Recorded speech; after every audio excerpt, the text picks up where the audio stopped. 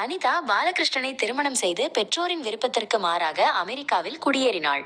அவளது பெற்றோர் அவளிடம் கோபமாக இருந்தனர்.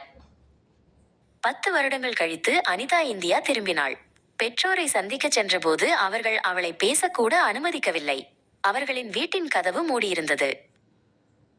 மனமுடைந்த அனிதா தனது தந்தையின் சிறிய போட்டோ பிரேம் கடைக்கு வெளியே காரில் அமர்ந்து அவரை கவனிக்க தொடங்கினாள். கலைச்செல்வன் தனது கடையில் மரச்சட்டங்களை செதுக்குவதில் மும்முரமாக இருந்தார். அப்போது ஒரு நாள் ஒரு கோபமான நபர் கலைச்செல்வனிடம் சத்தமாக பேசிக் கொண்டிருந்தார். கலைச்செல்வன் கவலையுடன் தலையை குனிந்து நின்றார். அனிதா தனது கல்லூரி நண்பன் கார்த்திக்கை தொடர்பு கொண்டு தனது தந்தையின் நிலை பற்றி விசாரித்தாள். கார்த்திக் கலைச்செல்வன் கடன் வாங்கியிருப்பதையும் அதை கட்டுவதற்கு சிரமப்படுவதையும் அனிதாவிடம் கூறினான். தனது தந்தைக்கு நேரடியாக பணம் கொடுத்தால் அவர் வாங்க மாட்டார் என்று அனிதாவுக்கு தெரியும். அதனால் ஒரு திட்டம் தீட்டினாள்.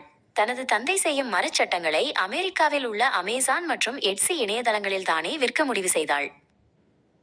அனிதா கார்த்திக் மூலம் தனது தந்தையிடமிருந்து போட்டோ பிரேம்களை வாங்கி அமெரிக்காவுக்கு அனுப்பும்படி ஏற்பாடு செய்தாள்.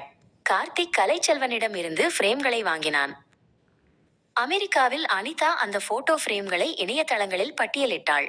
அவை மிக வேகமாக விற்று தீர்ந்தன. மக்கள் கலைச்செல்வனின் கைவினை திறனை மிகவும் பாராட்டினர். 7 மாதங்களுக்குள் அனிதாவின் தந்தையின் கடன்கள் அனைத்தும் தீர்ந்தன. கலைச்செல்வன் நிம்மதி பெருமூச்சு விட்டார். அனிதாவின் வியாபாரமும் நன்றாக வளர்ந்தது. தனது மகள்தான் இதற்கு காரணம் என்று தெரியாமல் கலைச்செல்வன் தனது போட்டோ பிரேம்களை கார்த்திக்கிடம் தொடர்ந்து கொடுத்து கொண்டிருந்தார்.